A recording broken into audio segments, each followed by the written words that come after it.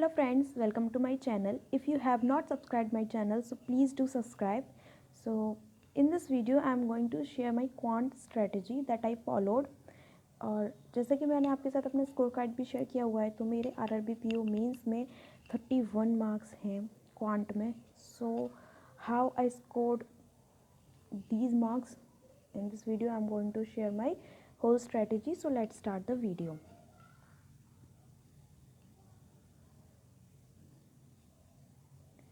तो सबसे पहले हम बात कर लेते हैं कि हमारे क्वांट सेक्शन जो डिवाइडेड रहता है वो मेनली 3 पार्ट में रहता है.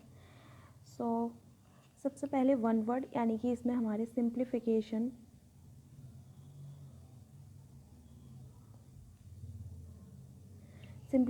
रहेगा. इसमें आपके पास quadratic equation and number series both type की, wrong number series and missing number series.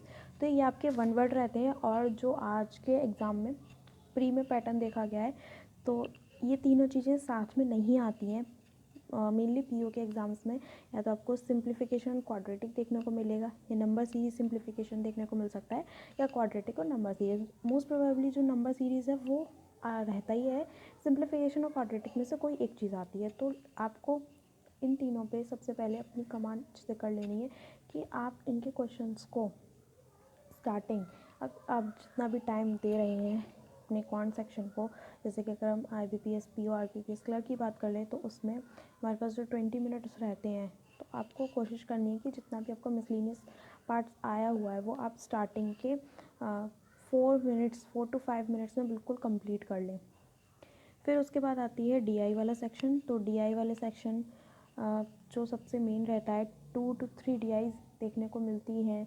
कि स्लेट ग्राफ, लाइन ग्राफ्स में बहुत सारे टाइप्स होते हैं. तो इस पर आपको अच्छे से कमांड करनी है. सबसे पहले आपको डेटा पढ़ के, जो भी उसमें नोट दे रखा होता है उसको पढ़ के बहुत अच्छे से समझ में आना चाहिए कि क्वेश्चन में बोला क्या गया है. जब आपको समझ में आ जाएगा, जब आप उसको इंटरप्रेट कर लेंगे, देन आप क्वेश्चन बहुत ईजीली सॉल्व कर पाएंगे. तो DI के लिए ये बहुत अच्छी टिप रहेगी मेरे लिए कि आप DI के डेटा को इंटरप्रेट करना सीखें और ज़्यादा से ज़्यादा प्रैक्टिस करें. उसके बाद अर्थमेटिक के हमारे जो बैंक के एग्ज़ाम में जो टॉपिक्स होते हैं, जो मोस्टली इम्पॉर्टेंट होते हैं, उसमें आता है प्रॉफिट एंड लॉस हो गया, टाइम एंड वर्क हो गया, पाइप एंड सिस्टम्स हो गया. प्रॉफिट एंड लॉस मैंने आपको बता ही दिया, pipe and system, time and work and SICI जो देखने को मिलता है, age, average, ratio, proportion. So these are some topics that are important for our bank exams. अगर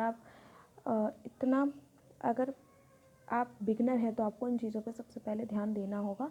if you are not beginner then I think your all the topics are clear. But कमी कहाँ आती है कि हमारी speed नहीं match कर पा रही है या हमारी एक्यूरेसी नहीं आ रही है. तो उस चीज़ को हम कैसे डील कर सकते हैं? तो उसके लिए ज़रूरी है कि आपकी अगर स्पीड नहीं आ रही है, अगर आपकी एक्यूरेसी अच्छी है, तो आप स्पीड के लिए क्या कर सकते हैं? सेक्शनल मॉक देख सकते हैं, या जो क्विज़ होती हैं, मोस्टली हर ऐप पे फ्री क्विज़ेस अवेलेबल होती हैं. तो आप सिंप्लीफिकेशन, नंबर सीरीज़ और DIs, इनकी क्विज़ेस को सॉल्व करें. ज़्यादा से ज़्यादा इनकी क्विज़ेस को टाइम, मतलब अगर वो 10 मिनट टाइम दिया हुआ है उस क्विज़ में, तो आप पूरी कोशिश करें कि 10 मिनट से पहले, यानी कि 5 मिनट, 6 मिनट्स या 4 मिनट्स, ऐसे आप उस क्विज़ को सॉल्व कर लें. तो जितने ज़्यादा आप क्विज़ लगाएंगे, आपकी स्पीड बढ़ जाएगी. लेकिन आपको अपनी एक्यूरेसी को मेंटेन करना है. अगर आप अपनी एक्यूरेसी बिगाड़ेंगे तो स्पीड बढ़ाने का कोई फ़ायदा नहीं है. आप जल्दी क्वेश्चन कर भी लेंगे तो आपके गलत हो रहे हैं, तो उससे कोई फ़ायदा नहीं होगा. तो सबसे पहले हमें अपनी एक्यूरेसी पे ध्यान देना है. एक्यूरेसी अगर आपकी आती है तो आप स्पीड के लिए कर सकते हैं, जो मैंने बताया, आप ऐप्स पे क्विज़ेस लगा सकते हैं. उससे डेफिनेटली आपको इम्प्रूवमेंट मिलेगा और आप सेक्शनल क्विज़ेस भी दे सकते हैं. ये तो प्री के लिए मैंने आपको बताया. अब मेंस के लिए क्या करना है हमें? मेंस के लिए आपको आप जिस भी टीचर को फॉलो करते हैं, आप उन टीचर को फॉलो कीजिए. और दूसरा, आप मॉक टेस्ट अगर आप देते हैं, तो उसका जो क्वांट वाला सेक्शन है, उस आपने दे दिया. आपसे जब आप मॉक टेस्ट दे रहे होंगे उस टाइम पे नहीं बनेंगे क्वेश्चंस. लेकिन जब आपने मॉक टेस्ट सबमिट कर दिया, उसके बाद उस पूरे क्वांट वाले सेक्शन को अच्छे से बैठ के बनाइए, उसके क्वेश्चंस को सॉल्व कीजिए. कि हम क्या करते हैं, मॉक टेस्ट दे देते हैं, क्वेश्चन उसमें आए होते हैं, बन जाते तो ठीक है, नहीं बनते तो हम उसको स्किप कर देते हैं। ऐसा नहीं करना है। बाद में जब आप मॉक टेस्ट सबमिट कर देते हैं तो उसके सारे क्वेश्चंस को बनाना है, क्योंकि मॉक टेस्ट के क्वेश्चन बहुत इंपॉर्टेंट होते हैं। मॉक टेस्ट में जो भी क्वेश्चंस होते हैं वो लेटेस्ट पैटर्न पे होते हैं, और वो हमारे जो मोस्ट प्रोबेबली हो सकता है सेम पैटर्न एग्जाम में भी आ जाए। तो मॉक टेस्ट के क्वेश्चन आपको अच्छे से करने हैं, इसी से आपका मेंस का अच्छे से हो पाएगा सिलेबस। तो मेंस के लिए आप दो चीज़ें फॉलो कीजिए, एक आप जिस टीचर को फॉलो करते हैं वो, सेकंड आप मॉक टेस्ट से करिए। तो मैंने मेंस के लिए भी बता दिया, प्री के लिए बता दिया। प्री के लिए हमारी स्पीड और एक्यूरेसी मेन होती है, तो उसके लिए आप सबसे पहले अपना सिलेबस कवर कीजिए। अगर आपके मार्क्स नहीं आ रहे हैं, आपसे क्वेश्चन नहीं बन रहे हैं, तो ज़रूर आपको उस टॉपिक में कुछ कमी है, तो आप पहले उस टॉपिक को कवर कीजिए, दैन उसके बाद आप उसका सेक्शनल क्विज दे सकते हैं। तो मैंने ये सारी बातें बता दी आपको। अब नेक्स्ट चलते हैं हम अपना बुक्स।